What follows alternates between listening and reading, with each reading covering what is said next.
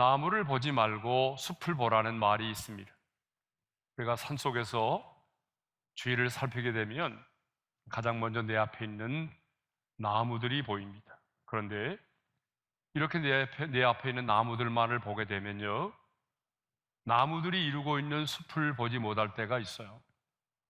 그러므로 나무를 보지 말고 숲을 보라고 하는 이 말은 부분에 얽매여서 전체를 보지 못하는 실수를 범하지 말라는 말입니다. 신구약 성경 66권도 마찬가지죠. 우리가 부분적으로 말씀을 보지 말고 신구약 성경 전체를 한눈으로 볼 수 있는 그런 안목이 필요합니다. 근데 대부분의 이단들은요, 성경을 어떻게 하죠? 부분적으로만 이해하고 부분적으로만 해석합니다. 그러니까 자신들이 좋아하는 말씀을 부분적으로 암송하고 그 부분적인 암송한 구절들을 절대 진리인 양 믿고 생활하죠. 그래서 이단들이 나오는 거거든요. 그러나 우리는 성경 66권을 전체로 하나의 통으로 이해할 수 있는 관점이 필요합니다. 그러기 위해서는요, 반드시 하나님의 나라를 알아야만 합니다. 하나님의 나라를 우리가 알지 못하게 되면 성경을 전체로 볼 수가 없습니다. 그래서 오늘은요, 하나님의 나라에 관해서 생각을 해보고자 합니다. 자, 오늘 본문을 보게 되면 예수님은 제자들에게 기도를 가르쳐 주시면서 나라가 임하시오며 하나님의 나라가 임하게 해달라고 그렇게 기도하라고 말씀을 하셨습니다. 그런데요, 하나님의 나라를 이해하려면 가장 먼저 왜 하나님이 세상을 창조하셨는지를 알아야 합니다. 여러분, 왜 하나님이 이 세상을 창조하셨을까요? 어떤 사람들이 말하는 것처럼 타락한 천사를 가두어 두시기 위해서 지구를 만드셨을까요? 아닙니다. 그것은 성경적이지 않아요. 그러면 왜 하나님은 세상을 창조하셨을까요? 그것은 하나님이 지배하고 하나님이 다스리시는, 그래서 하나님이 영광을 받는 하나님의 나라를 만드시기 위해서였습니다. 자, 왜 하나님이 세상을 창조하셨다고요? 하나님의 나라를 만드시기 위함이었습니다. 그래서 하나님은요, 우리 인간을 당신의 형상대로 지으시고 이렇게 말씀을 하셨습니다. 창세기 1장 28절의 말씀을 읽겠습니다. 생육하고 번성하여 땅에 충만하라. 땅을 정복하라. 바다의 물고기와 하늘의 새와 땅에 움직이는 모든 생물을 다스리라 하시니라. 그런데 어느 날에 하나님의 대리 통치자로 지음을 받은 우리 인간이 사탄의 유혹을 받아서 타락을 하게 되었습니다. 그러면 사탄이 어떻게 아담과 하와를 유혹하여 죄를 짓게 하였을까요? 자, 창세기 3장 5절의 말씀을 읽겠습니다. 다 같이요. 너희가 그것을 먹는 날에는 너희 눈이 밝아져서 하나님과 같이 되어 선악을 알 줄 하나님이 아심이니라. 선악과를 먹으면 눈이 밝아져서 하나님과 같이 될 수가 있다는 것입니다. 무슨 말입니까? 더 이상 하나님의 간섭을 받지 않고 하나님의 다스림을 받지 않고 인간이 주인이 되는 인간의 나라를 만들라는 것입니다. 그러니까 우리 인간의 타락은요, 단순히 선악을 알게 하는 나무의 실과를 따먹은 그 자체가 아닙니다. 아담과 하와가 하나님과 맺은 언약을 파기하고 하나님의 나라가 아닌 인간이 지배하고 인간이 다스리는, 그래서 인간이 주인이 되는 인간의 나라를 만들려고 했다는 것입니다. 그런데 인간의 타락은 인간의 타락으로만 끝나지 않았습니다. 하나님의 대리 통치자로 지음을 받은 우리 인간의 타락은 단순한 우리 인간의 타락으로만 끝나지 않았다는 것입니다. 인간의 타락으로 인해서 하나님이 창조하신 모든 세계가 하나님의 나라가 되지 못하도록 하였다는 것입니다. 마귀는 죄를 빌미로 하나님의 허용하에 공중 권세 잡은 자가 되어서 세상을 지배하게 된 것입니다. 그래서 성경은 사탄을 이 세상의 신이라 공중 권세 잡은 자라고 부르는 것입니다. 이렇게 하나님의 대리 통치자였던 인간의 타락으로 말미암아 하나님의 나라가 중단되고 말았습니다. 그런데 2000년 전에 하나님의 아들 예수 그리스도가 인간의 몸을 입고 이 세상 가운데 오셨습니다. 여러분, 왜 예수님이 인간의 몸을 입고 이 세상 가운데 오셨을까요? 우리의 죄를 사하고 우리에게 영생을 주시기 위함이죠. 맞습니다. 그렇지만 더 넓은 의미에서 본다면 인간의 타락으로 인하여 중단된 그 하나님의 나라를 회복하기 위해서 예수님이 오셨다는 것입니다.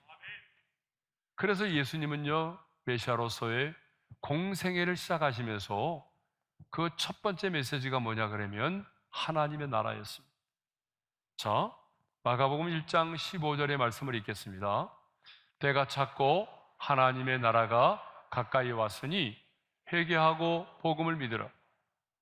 메시아로서 우리 예수님의 첫 번째 메시지가 뭐예요? 하나님의 나라가 가까이 왔다는 거예요. 이 말은 무슨 말입니까? 내가 이 땅에 온 것은 인간의 타락으로 말미암아 중단된 그 하나님의 나라를 회복하기 위해서 오셨다는 것입니다. 그래서 메시아의 길을 예비하였던 세례 요한의 첫 번째 메시지도 바로 천국이 회개하라, 천국이 가까이 왔느니라 했습니다. 여러분, 천국과 하나님의 나라는 동일한 의미의 말씀이죠. 마태는 천국이라고 말하고 마가와 누가는 하나님의 나라라고 말했습니다. 왜 그러냐 그러면 마태복음은 유대인들을 대상으로 쓴 글이잖아요. 그러니까 유대인들은요, 어때요? 하나님이라는 이름을 함부로 쓰지를 않았어요. 그래서 하나님이 아니라 그냥 천국이라고 말하고 있는 것뿐입니다. 그러므로 예수님이 이 땅에 오신 것은 인간의 죄로 말미암아 중단된 그 하나님의 나라를 회복시키기 위해서 우리 예수님이 이 세상에 오셨다는 것입니다. 그러면 성경에서 말하는 이 하나님의 나라는 무엇을 말할까요? 자, 여기 하나님의 나라라고 할 때에 이 나라라고 하는 말의 헬라의 단어가 바실레이아입니다. 이 바실레이아는 어떤 영토를 뜻하는 것이 아니라 다스림, 주권, 통치를 의미합니다. 따라서 성경이 말하는 하나님의 나라는요, 장소적인 개념이 아니라 하나님의 통치, 하나님의 다스림의 개념을 말합니다. 그러니까 하나님의 나라는 하나님의 주권적인 통치가 임하는 곳을 천국 하나님의 나라라고 말하는 것입니다. 그러면 하나님의 나라는 언제 임할까요? 예수님은 지금 하나님의 나라가 이미 너희에게 임하였다라고 말씀을 하셨거든요. 자, 마태복음 12장 28절의 말씀을 읽겠습니다. 다 같이요. 그러나 내가 하나님의 성령을 힘입어 귀신을 쫓아내는 것이면 하나님의 나라가 이미 너희에게 임하였느니라. 자, 예수님은 분명히 하나님의 나라가 이미 너희에게 임하였다라고 말씀을 하셨습니다. 여러분, 이 말은 무슨 말입니까? 하나님의 나라가 이미 너희에게 임했다라고 하는 말은 인간의 타락으로 인하여 중단된 하나님의 나라가 다시 시작이 되었다는 그런 의미죠. 또 예수님은 우리들에게 죽기 전에 하나님의 나라를 볼 자들도 있느니라고 그렇게 누가복음 9장 27절에서 말씀하셨고요. 70인 전도단을 파송하실 때는 하나님의 나라가 가까이 온 줄을 알라고 말씀하셨습니다. 또 바리새인들이 예수님께 나와서 하나님의 나라가 어느 때 임하나이까 라고 물을 때에 우리 예수님은 누가복음 17장 20절과 21절에서 이렇게 말씀하셨습니다. 우리 함께 읽겠습니다. 다 같이요. 하나님의 나라는 볼 수 있게 임하는 것이 아니요 또 여기 있다 저기 있다고도 못하리니 하나님의 나라는 너희 안에 있느니라. 바리새인들이 생각하는 하나님의 나라는요, 하나님의 나라가 임하면 이스라엘이 로마의 정부로부터 해방이 돼서 다윗과 솔로몬 시대의 번영을 누리는 것이라고 생각을 했어요. 정치적인 하나님의 나라죠. 그런데 예수님은 이렇게 묻는 바리새인들에게 하나님의 나라는 너희 안에 있느니라고 말씀하셨어요. 여기 너희 안에라고 하는 말은 더 정확한 표현은 너희 가운데라는 말입니다. 너희 가운데라는 말은 무슨 말이냐면 하나님 나라의 왕이신 주님이 지금 그들 곁에 그들 가운데 계신다라고 하는 거예요. 바리새인들의 마음속에 하나님의 나라가 임했다는 말이 아니라 하나님 나라의 왕 되신 주님이 가장 가까이 그들 곁에 계시기 때문에 하나님의 나라가 지금 너희 가운데 임했다라고 말씀하신 것입니다. 그러므로 오늘 우리에게 하나님의 나라가 너희 안에 있다는 것은 하나님 나라의 왕이신 예수님이 바로 내 안에 계신다라고 하는 그런 의미인 것입니다. 그러면 어떻게 하나님의 나라가 지금 임하게 되었을까요? 자, 하나님의 나라가 지금 우리 가운데 임했는데 어떻게 임하게 되었죠? 그것은 하나님의 아들 예수 그리스도가 이 땅에 오셔서 저와 여러분의 죄악을 담당하시고 십자가에서 우리의 모든 죄값을 지불하심으로 하나님의 나라가 우리 가운데 임하게 된 것입니다. 그래서 우리 예수님은 십자가에 달려 죽으실 때에 우리가 너무나도 잘 아는 이 말씀하셨죠? 다 이루었다라고 말씀하셨어요. 여러분, 이 다 이뤘다는 말씀이 너무 중요하거든요. 이 말의 뜻이 뭐예요? 헬라어로는 테텔레스타이라는 말인데 값을 지불했다, 완불했다, 청산했다 그런 말입니다. 그러니까 예수님이 십자가에서 수치를 당하시고 형벌을 받으시고 죽으심으로 말미암아 저와 여러분의 죄값을 완벽하게 지불하셨다는 것입니다. 그러니까 예수님의 십자가의 죽으심과 부활로 인하여 하나님이 지배하고 하나님이 다스리는 하나님의 나라가 이 땅 가운데 시작이 된 것입니다. 그래서 예수님은 하나님의 나라가 이미 너희 가운데 임했다고 말씀하셨고 하나님의 나라가 너희 안에 너희들 곁에 있다라고 말씀을 하신 것입니다. 그런데 우리는요, 천국 가게 되면 장차 내가 죽어서 들어가게 될 천국, 그래서 죽음도 없고 슬픔도 없고 이별도 없고 고통도 없는 그 영원한 하나님의 나라만을 생각할 때가 굉장히 많죠. 맞습니다. 우리가 장차 들어가게 될 그 천국 하나님의 나라도 하나님의 나라입니다. 완성된 하나님의 나라입니다. 그러나 우리는 그 완성된 하나님의 나라에 들어가기 전에 지금 바로 이 땅에서 하나님의 나라를 누리며 살아야 한다는 것입니다. 그러면 하나님의 나라가 우리 가운데 임하였을 때 나타나는 그 증거와 열매는 무엇일까요? 하나님의 나라, 즉 주님의 통치가 임하는 곳에는 어떠한 일들이 일어날까요?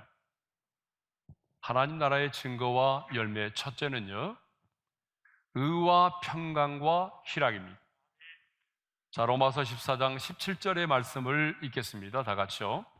하나님의 나라는 먹는 것과 마시는 것이 아니요 오직 성령 안에 있는 의와 평강과 희락이라.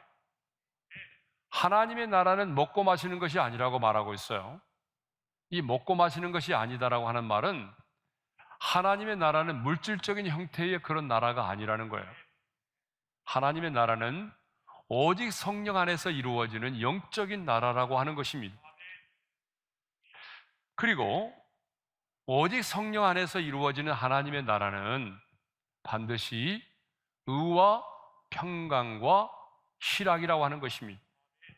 여기서 의는요, 바르고 옳은 것을 말합니다. 다른 말로 말하면 하나님의 나라가 우리 가운데 딱 임하면 가장 먼저 우리 가운데 나타나는 현상이 뭐냐 그러면 죄를 미워한다는 것입니다. 죄와 타협하지 않는다는 것입니다. 그 죄와 치열한 투쟁을 한다는 것입니다. 이것이 바로 하나님의 나라가 우리 가운데 임했을 때에 가장 먼저 나타나는 현상입니다. 또 하나님의 나라가 우리 가운데 임하게 되면 우리는 성령 안에서 평강을 누리게 됩니다. 자, 여기서 말하는 평강은요, 헬라어로는 에이레네이고 히브리어로는 우리가 잘 아는 것처럼 샬롬입니다. 그러면 이 에이레네 샬롬은 어떤 거죠? 이 하나님이 말씀하고 있는 이 평강은요, 세상이 줄 수 있는 게 아닙니다. 이 세상의 돈과 명예와 권력과 쾌락이 가져다 줄 수 있는 게 아닙니다. 그래서 예수님은 요한복음 14장 27절에서 이렇게 말씀하셨습니다. 다 같이요. 평안을 너희에게 끼치노니 곧 나의 평안을 너희에게 주노라. 내가 너희에게 주는 것은 세상이 주는 것과 같지 아니하니라. 그러니까 주님이 우리에게 주시는 평안은 세상은 줄 수 없다는 거잖아요. 네? 이것은 하늘로부터만 임하는 평안입니다. 또 하나 이유가 있어요. 죄와 사망의 법에서 해방된 자만이 이 평안을 누릴 수 있기 때문입니다. 아무리 부유한 환경에 살아도 인생의 가장 근본적인 두 가지 문제, 죄와 죽음의 문제를 해결하지 못한 자는 하나님이 주시는 이 평강을 누릴 수가 없습니다. 또 하나님의 나라가 우리 가운데 임하면 희락을 누리게 된다는 것입니다. 희락은 뭘 말하죠? 기쁨을 말하죠. 그러면 왜 주님의 나라가 우리 가운데 임하면 우리가 희락을 누리게 될까요? 그것은 우리 안에 거하시는 성령님이 희락의 영, 기쁨의 영이시기 때문입니다. 성령님은요, 희락의 영입니다. 성령님은 기쁨의 영입니다. 그러니까 성령 충만한 사람에게는 영적인 희열이 있어요. 누구도 맛볼 수 없는 정말 주님 안에는 기쁨이 있어요. 반면에 그러면 사탄은 어떤 영일까요? 사탄은요, 한숨과 탄식의 영입니다. 사탄은 슬픔의 영입니다. 그래서 악한 영이 역사하는 곳에는요, 언제나 한숨과 탄식이 떠나지 않아요. 여러분 그러지 않아요? 한숨과 탄식이 떠나지 않아요. 슬픔이 떠나지 않아요. 그러나 성령님이 역사하시는 곳에는 놀라운 기쁨이 있습니다. 자, 두 번째로 하나님 나라의 증거와 열매가 뭐냐면 놀라운 치유와 회복의 역사가 일어난다고 하는 것입니다. 예수님은요, 70인 전도단을 파송하시면서 이렇게 말씀하셨습니다. 누가복음 10장 9절의 말씀을 읽겠습니다. 다 같이요. 거기 있는 병자들을 고치고 또 말하기를 하나님의 나라가 너희에게 가까이 왔다 하라. 70인 전도단을 파송하시면서 주님이 하신 말씀입니다. 하나님의 나라와 병든 자를 고치는 것과 하나님의 나라와 밀접한 관련이 있다는 거예요. 그렇죠? 예? 또 마태복음 22장 28절에서 우리 아까 읽었는데요, 이렇게 말씀하시죠. 다 같이요. 내가 하나님의 성령을 힘입어 귀신을 쫓아내는 것이면 하나님의 나라가 이미 너에게 임하였느니라. 하나님의 나라와 귀신이 쫓겨나는 것과 밀접한 관련이 있다는 거죠. 그러니까 주님이 지배하고 다스리는 하나님의 나라가 임하면 어떤 일이 벌어진다는 거예요? 병든 자가 고침을 받고 귀신들이 떠나간다는 거죠. 물론 이것은 하나님 나라의 본질이 아닙니다. 병든 자가 고침받고 귀신들이 떠나가는 것은 하나님 나라의 본질이 아닙니다. 하나님 나라의 본질이 뭐죠? 주님의 통치, 주님의 다스림입니다. 그런데 주님이 그곳에 임재하시고 주님이 다스리기 시작하게 되면 너무나 자연스럽게 성령 안에서의 의와 평강과 희락의 열매가 맺기 시작하고 병든 자들이 고침을 받고 귀신들이 떠나가는 역사들이 자연스럽게 일어날 수밖에 없다는 거죠. 그런 빛이 임하면 어둠이 떠나가잖아요. 그죠? 빛과 어둠이 같이 공존할 수는 없는 거예요. 마찬가지입니다. 빛 대신 주님이 그곳에 임재하시고 통치가 시작되면 어둠의 영이 떠나가는 것은 너무나 당연한 거 아니겠습니까? 마귀의 일을 멸하시고 승리하신 주님이 그곳에 임재하시고 통치하시면 어둠의 영들이 떠나가는 것은 너무나 당연한 거죠. 여호와 라파, 치료하시는 하나님, 그 치료의 하나님이 그곳에 임재하신다면 당연히 그 현장 속에는 병든 자들이 고침을 받고 그리고 하나님의 나라가 악한 영들이 떠나가는 것은 너무나 당연스러운 일입니다. 그러므로 치유와 회복은 하나님의 나라가 우리 가운데 임했다라고 하는 증거입니다. 본질이 아니라 하나님의 나라가 우리 가운데 지금 임했다라고 하는 사인입니다. 그러므로 하나님의 나라가 임하는 곳에는 오늘도 변함없이 성령 안에서의 의와 평강과 희락이 있고 병든 자들이 고침을 받고 악한 영들이 떠나가는 역사들이 일어난다라고 하는 것입니다. 그래서 예수님은 오늘 우리에게 나라가 임하게 하소서 이렇게 기도하라고 가르쳐 주셨어요. 우리 한번 따라서 합시다. 나라가 임하게 하소서. 나라가 임하게 하소서. 하나님의 나라가 임하기를 위해서 기도하라는 거잖아요. 그러면 이 나라가 임하게 하소서 이 기도의 내용은 뭘까요? 이거는 내 감정과 내 욕망이 나를 지배하지 말게 하시고 주님이 지배하고 다스리는 그 하나님의 나라가 지금 내 마음속에, 지금 내 가정에, 지금 내 직장과 일터에 임하게 해달라는 기도입니다.